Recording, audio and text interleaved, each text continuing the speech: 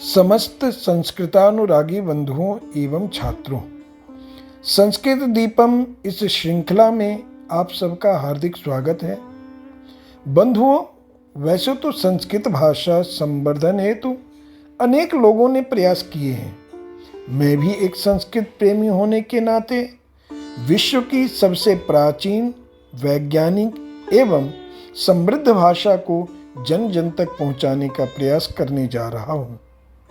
मेरा यह प्रयास रहेगा कि इस भाषा को लोग सीखें, समझें, पढ़ें एवं बोलें। विशेष रूप से छात्र वर्ग इसका लाभ उठाएं। बंधुओं, आज हम ईकारांत स्त्रीलिंग शब्द का शब्द रूप 7 विभक्तियों में बनाना जानेंगे। जिस शब्द के अंत में दीर्घ ई की मात्रा होती है और वह शब्द स्त्रीलिंग का बोध कराता है, उसे ईकारांत स्त्रीलिंग शब्द कहते हैं। इस शब्द रूप का अर्थ भी कारक के चिन्हों के अनुसार ही किया जाता है। तो आइए अब ईकारांत स्त्रीलिंग नदी का शब्द रूप बनाते हैं एवं उनका अर्थ भी जानते हैं। प्रथमा विभक्ति एक वचन में नदी रूप बनता है, जिसका अर्थ होता है एक नदी। द्विवचन में रूप बनता है नद्यों, जिसका अर्थ होता है 2 नदियां। और बहुवचन में रूप बनता है नद्यः, जिसका अर्थ होता है अनेक नदियां या सभी नदियां। द्वितीय विभक्ति एक वचन में रूप बनता है नदीम, जिसका अर्थ है एक नदी को। द्विवचन में रूप बनता है नद्यौ, जिसका अर्थ है 2 नदियों को। और बहुवचन में रूप बनता है नदीः, जिसका अर्थ है अनेक नदियों को या सभी नदियों को। तृतीया विभक्ति एक वचन में रूप बनता है नद्या, जिसका अर्थ है एक नदी से। द्विवचन में रूप बनता है नदीभ्याम, जिसका अर्थ है 2 नदियों से। और बहुवचन में रूप बनता है नदीभिः, जिसका अर्थ होता है अनेक नदियों से या सभी नदियों से। चतुर्थी विभक्ति एक वचन में रूप बनता है नद्यै, जिसका अर्थ होता है एक नदी के लिए। द्विवचन में रूप बनता है नदीभ्याम, जिसका अर्थ होता है 2 नदियों के लिए। और बहुवचन में रूप बनता है नदीभ्यः, जिसका अर्थ होता है अनेक नदियों के लिए या सभी नदियों के लिए। पंचमी विभक्ति एक वचन में रूप बनता है नद्याः, जिसका अर्थ है एक नदी से दूर होने के भाव में। द्विवचन में रूप बनता है नदीभ्याम, जिसका अर्थ है 2 नदियों से। और बहुवचन में रूप बनता है नदीभ्यः, जिसका अर्थ होता है अनेक नदियों से या सभी नदियों से। षष्ठी विभक्ति एक वचन में भी रूप बनता है नद्याः, जिसका अर्थ है एक नदी का। द्विवचन में रूप बनता है नद्योः, जिसका अर्थ है 2 नदियों का। और बहुवचन में रूप बनता है नदीनाम, जिसका अर्थ होता है अनेक नदियों का या सभी नदियों का। सप्तमी विभक्ति एक वचन में रूप बनता है नद्याम, जिसका अर्थ है एक नदी में। द्विवचन में रूप बनता है नद्योः, जिसका अर्थ है 2 नदियों में। और बहुवचन में रूप बनता है नदीषु, जिसका अर्थ है अनेक नदियों में या सभी नदियों में। संबोधन में रूप बनता है हे नदी, हे नदी, हे नद्यौ, हे 2 नदियां। और हे नद्यः, हे अनेक नदियां या हे सभी नदियां।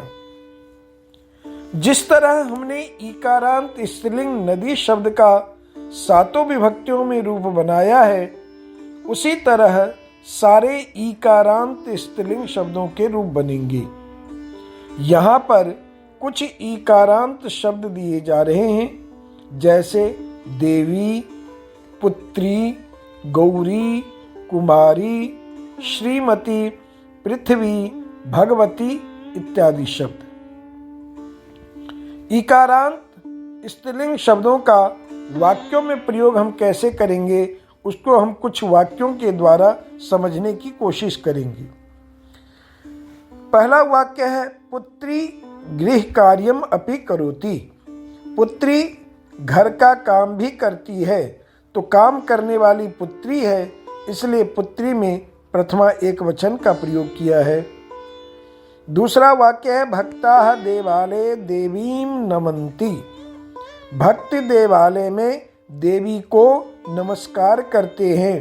तो यहाँ पर को चिन्ह है और को में कर्म कारक का प्रयोग होता है और कर्म कारक में द्वितीय विभक्ति हम प्रयोग करते हैं। रामकृष्ण परमहंसः भगवत्या वार्ताम करोति स्म। रामकृष्ण परमहंस भगवती से वार्ता करते थे। तो यहाँ पर भगवती से बात करने के कारण जिससे हम कोई काम करते हैं उसमें तृतीया विभक्ति का प्रयोग होता है। भगवत्या में तृतीया विभक्ति का प्रयोग किया गया है। सीता गौर्यै पुष्पाणि अर्पयति। सीता गौरी के लिए पुष्प अर्पित करती हैं। तो यहाँ पर जिसके लिए कोई कार्य किया जाता है उसमें चतुर्थी विभक्ति का प्रयोग किया गया है। पांचवा वाक्य है नद्याः दूरम गृहम रचयतु। नदी से दूर घर बनाओ। तो दूर के योग में नदी में पंचमी विभक्ति का प्रयोग किया गया है। श्रीमत्याः समीपे मम कलमम अस्ति। श्रीमती के पास मेरा कलम है। तो जिसके पास संबंध कारक हो रहा है श्रीमती के साथ, इसलिए श्रीमती में षष्ठी विभक्ति का प्रयोग किया गया है। और सातवां वाक्य है पृथिव्याम सर्वे जीवाः निवसन्ति। पृथ्वी पर सारे जीव निवास करते हैं। तो आधार पृथ्वी है निवास करने का, इसीलिए आधार में सप्तमी विभक्ति का प्रयोग किया गया है। और संबोधन में वाक्य बनाएंगे हे सरस्वती अस्मभ्यम विद्याम देहि। हे सरस्वती देवी हमें विद्या दो।